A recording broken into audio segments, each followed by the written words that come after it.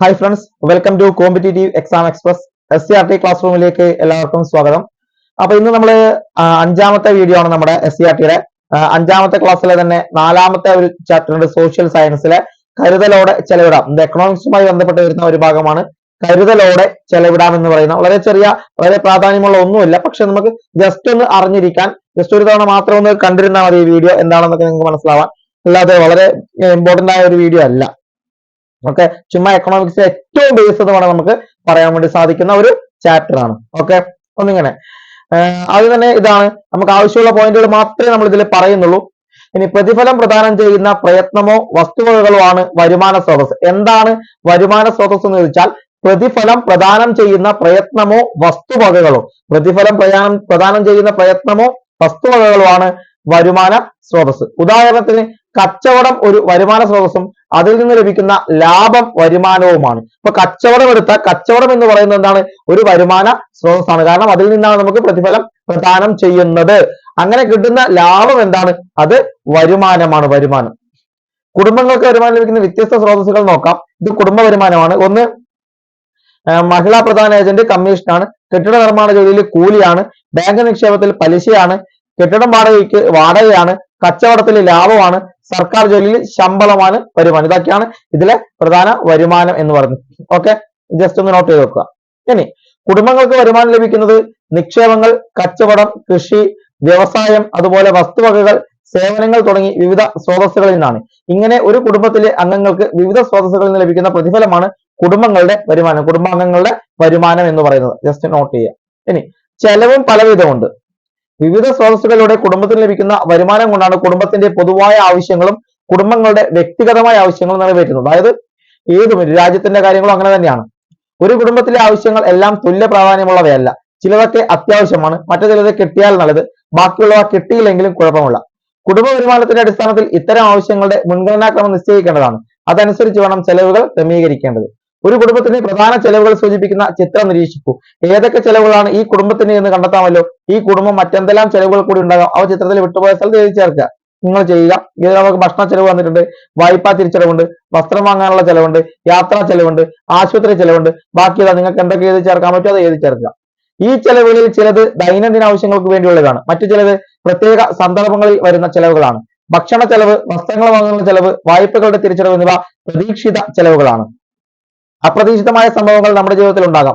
അപകടം, പ്രകൃതി ദുരന്തം, രോഗങ്ങൾ തുടങ്ങിയവ മൂലം ഉണ്ടാകുന്ന ചെലവുകൾ അപ്രതീക്ഷിത ചെലവുകളാണ്. പ്രതീക്ഷിക്കാതെ ഉണ്ടാകുന്ന ഇത്തരം ചെലവുകൾക്കായി വരുമാനത്തിൽ ഒരു ഭാഗം കരുതി വയ്ക്കാവുന്നതാണെന്ന് കൂടി ഇവിടെ പറയുന്നുണ്ട്. ഇനി സാമ്പത്തിക സുരക്ഷിതത്വം, എക്കണോമിക് സെക്യൂരിറ്റി.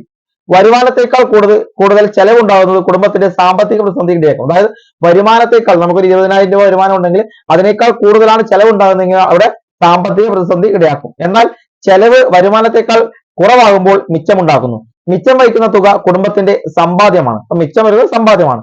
സാമ്പത്തിക സുരക്ഷിതത്വം ഉറപ്പാക്കുന്നതിൽ സമ്പാദ്യം സുപ്രധാന പങ്ക് വഹിക്കുന്നത് കൂടി ഓർക്കുക. സാമ്പത്തിക സുരക്ഷിതത്വം എന്നത് മെച്ചപ്പെട്ട ജീവിതം നിലനിർത്തുന്നതിനോടൊപ്പം ഭാവിയിൽ ഉണ്ടാകാവുന്ന ചെലവുകൾ കൂടി നിറവേറ്റാൻ കഴിയുന്ന സാഹചര്യമാണ്. കുടുംബ വരുമാനം ഫലപ്രദമായി ഉപയോഗിക്കപ്പെടുത്തുക വഴി സാമ്പത്തിക സുരക്ഷിതത്വം നേടാമെന്ന് കൂടി പറയുന്നുണ്ട്. ഇനി മിതവ്യയശീലം, അതായത് മിതവ്യയശീലമാണ്. ഇന്ന് ധാരാളം ഉൽപ്പന്നങ്ങൾ നമുക്ക് ലഭ്യമാണ്. ഇവ ഓരോന്നും വാങ്ങുവാൻ പ്രേരിപ്പിക്കുന്ന തരത്തിലുള്ള പരസ്യങ്ങൾ ധാരാളമുണ്ട്. പരസ്യങ്ങളുടെ പ്രേരണയാൽ അമിതമായി ഉൽപ്പന്നങ്ങൾ വാങ്ങുന്നത് ചെലവ് വർദ്ധിപ്പിക്കും. മാത്രമല്ല നാം അറിയാതെ വീണ്ടും അവ വാങ്ങുവാനും ഉപയോഗിക്കുവാനുമുള്ള പ്രേരണ ഉണ്ടാക്കുകയും ചെയ്യും. പരസ്യങ്ങളുടെ പ്രലോഭനങ്ങളിൽ വീഴാതെ വിവേകപൂർവ്വം ഗുണമേന്മയുള്ള അവശ്യ വസ്തുക്കൾ വാങ്ങുവാൻ നമുക്ക് കഴിയണം. ആവശ്യങ്ങൾ നിറവേറ്റുന്നതിന് ഫലപ്രദമായ വരുമാനം ചെലവിടുന്ന സ്വഭാവ സവിശേഷതയാണ് മിതവ്യയശീലം എന്ന് പറയുന്നത്. മിതവ്യയശീലം ജീവിത രീതിയുടെ ഭാഗമാക്കേണ്ടതുണ്ട്. സാമ്പത്തിക സുരക്ഷിതത്വത്തിന് മിതവ്യയശീലം സഹായിക്കും. ലളിത ജീവിതം മിതവ്യയശീലത്തിന് അനിവാര്യമാണ് എന്നുകൂടി പറയുന്നുണ്ട്. അതുപോലെ ഒരു കോട്ടാണ്, ഗാന്ധിജിയുടെ കോട്ടാണെന്ന് ഓർത്തു വെക്കുക. നമുക്ക് എല്ലാവരുടെയും ആവശ്യങ്ങളെ തൃപ്തിപ്പെടുത്താനുള്ള വിഭവങ്ങളുണ്ട്, എന്നാൽ ഒരാളുടെ പോലും അത്യാഗ്രഹത്തെ നിറവേറ്റാനില്ലതാനും. അതായത് നമുക്ക് എല്ലാവരുടെയും ആവശ്യങ്ങളെ തൃപ്തിപ്പെടുത്താനുള്ള വിഭവങ്ങൾ ഉണ്ട്, എന്നാൽ ഒരാളുടെ പോലും അത്യാഗ്രഹത്തെ നിറവേറ്റാനില്ല എന്ന് പറഞ്ഞാലാണ് അത് ഗാന്ധിജിയാണ് എന്നുകൂടി ഓർക്കുക. ഇങ്ങനെ അതായത് മിതവ്യയശീലമാണ് പറയുന്നത്. ഇങ്ങനെ വരവ് ചെലവുകൾ പലപ്പോഴും കുടുംബങ്ങൾ എഴുതി സൂക്ഷിക്കാറില്ല. എന്നാൽ കുടുംബത്തിന്റെ വരുമാനവും പ്രതീക്ഷിക്കുന്ന ചെലവുകളും മുൻകൂട്ടി കാണാൻ കഴിഞ്ഞാൽ മെച്ചപ്പെട്ട ജീവിതത്തിന് സഹായകരമാവും. ഇങ്ങനെ മുൻകൂട്ടി വരവ് ചെലവ് കണക്കുകൾ എഴുതി സൂക്ഷിക്കാൻ കഴിഞ്ഞാൽ അതിനെ കുടുംബ ബജറ്റ് അഥവാ ഫാമിലി ബഡ്ജറ്റ് എന്ന് പറയാം. കുടുംബ ബജറ്റ് തയ്യാറാക്കുന്നതുകൊണ്ട് എന്തെല്ലാം ഗുണങ്ങളുണ്ടെന്ന് ചോദിച്ചാൽ, വരവിനനുസരിച്ച് ചെലവ് ക്രമപ്പെടുത്താൻ സഹായിക്കുന്നു. മുൻഗണന നിശ്ചയിച്ച് ആവശ്യങ്ങൾ നിറവേറ്റാൻ കഴിയുന്നു. സമ്പാദ്യശീലം, മിതവ്യയശീലം എന്നിവയുടെ ആവശ്യകത തിരിച്ചറിയാൻ സാധിക്കുന്നു. എല്ലാ കുടുംബങ്ങളുടെയും വരവ് ചെലവുകൾ ഒരുപോലെയല്ല. കുടുംബ ബജറ്റുകൾ വ്യത്യസ്തമാകുന്നതിന്റെ അടിസ്ഥാനം കുടുംബങ്ങളുടെ വരുമാനത്തിലും ചെലവിലും ഉണ്ടാകുന്ന ഏറ്റക്കുറച്ചിലുകളാണ് എന്നുകൂടി ഇവിടെ പറയുന്നു. ഇനി ഇത്രയുമാണ് ഈ ഒരു പാഠഭാഗത്ത് നമുക്ക് എന്താണ് വ്യക്തമായിട്ട് പറയുന്നത്. ഈ ഒരു പാഠഭാഗത്ത് നമുക്ക് പറയുന്നത് ഇങ്ങനെയാണ്. അതല്ലാതെ തന്നെ പ്രവർത്തന ബജറ്റ് ഉണ്ട്. എന്താണ് കുടുംബ ബജറ്റ് എന്നതുപോലെ നമുക്ക് ചുറ്റുമുള്ള സ്ഥാപനങ്ങൾക്കും സംഘടനകൾക്കും ബജറ്റ് ഉണ്ടാകാം. അതുപോലെ ചിലപ്പോൾ പ്രവർത്തന ബജറ്റുകളും തയ്യാറാക്കാറുണ്ട്. ഒരു പ്രത്യേക പ്രവർത്തനത്തിനോ പരിപാടിക്കോ വേണ്ടി മാത്രം തയ്യാറാക്കുന്ന വരവ് ചെലവ് കണക്കാണ് പ്രവർത്തന ബജറ്റ്. പഠനയാത്രയ്ക്കായി തയ്യാറാക്കുന്ന ബജറ്റ് പ്രവർത്തന ബജറ്റിന്റെ ഉദാഹരണങ്ങളാണ്. തദ്ദേശ സ്വയംഭരണ സ്ഥാപനങ്ങളായ പഞ്ചായത്തുകൾ, മുനിസിപ്പാലിറ്റികൾ, കോർപ്പറേഷനുകൾ എന്നിവയ്ക്കെല്ലാം ബജറ്റ് ഉണ്ട്.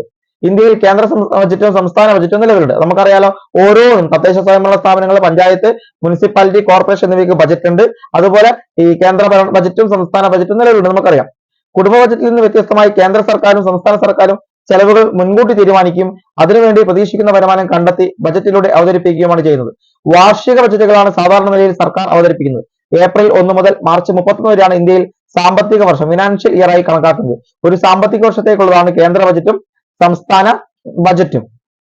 ഓക്കെ, അപ്പൊ ഇത്രയും കാര്യങ്ങളാണ് ഈ ഒരു പാഠഭാഗത്ത് പറയുന്നത്. അതായത് കുടുംബ വരുമാന സ്രോതസ്സുകളുടെ വൈവിധ്യം വ്യക്തമാക്കുന്നു, സമ്പാദ്യത്തിന്റെ പ്രയോജനം വിശദീകരിക്കുന്നു, മിതവ്യയശീലം ജീവിത രീതിയാക്കി മാറ്റുന്നതിന് ശേഷി ആർജിക്കുന്നു, കുടുംബ ബജറ്റുകൾ വിശകലനം ചെയ്യുകയും അവയുടെ ആവശ്യകത അവഗണിക്കുകയും ചെയ്യുന്നു. കുടുംബങ്ങൾ തമ്മിൽ സാമ്പത്തിക അന്തരം ഉണ്ട് വേർതിരിച്ച് വ്യക്തമാക്കുന്നു. കേന്ദ്ര സർക്കാരിനും സംസ്ഥാന സർക്കാരുകൾക്കും ബജറ്റ് ഉണ്ടെന്ന് വിശകലനം ചെയ്യുന്നു. ഇത്രയുമാണ് ഈ ഒരു പാഠഭാഗത്തിലൂടെ നമുക്ക് അറിയാൻ വേണ്ടി സാധിക്കുന്നത്. ഇത്രയേ ഉള്ളൂ. വളരെ ഇമ്പോർട്ടന്റ് ആയിട്ടുള്ള കാര്യങ്ങളൊന്നുമില്ല. ആ ബജറ്റിന്റെ ഫിനാൻഷ്യൽ ഇയറും കാര്യങ്ങളും ഒന്ന് ഓർത്ത് നോക്കുക, അത്രയേ ഉള്ളൂ. വേറെ ഒന്നും ഈ ഭാഗത്ത് നമുക്ക് പ്രത്യേകം പഠിക്കാനില്ല. ജസ്റ്റ് ഒരു തവണ ഈ വീഡിയോ കണ്ടാൽ മാത്രം മതിയാകും. കൂടുതൽ ഇതിനെക്കുറിച്ച് ചിന്തിക്കേണ്ട ആവശ്യമില്ല. ഇതിന്റെ PDF നമ്മൾ നമ്മുടെ കോമ്പറ്റേറ്റീവ് എക്സാം എക്സ്പ്രസ് ടെലിഗ്രാം ചാനലിൽ പ്രൊവൈഡ് ചെയ്യും. അതുപോലെ വീഡിയോ ഇഷ്ടപ്പെട്ടെങ്കിൽ ചാനൽ സബ്സ്ക്രൈബ് ചെയ്യുക, അതുപോലെ ലൈക്ക് ചെയ്യുക. പിന്നെ നിർദ്ദേശങ്ങളോ മറ്റോ കമന്റുകളായി രേഖപ്പെടുത്താം. മറ്റൊരു നല്ല വീഡിയോയുമായി നമുക്ക് വീണ്ടും കാണാം. Thank you.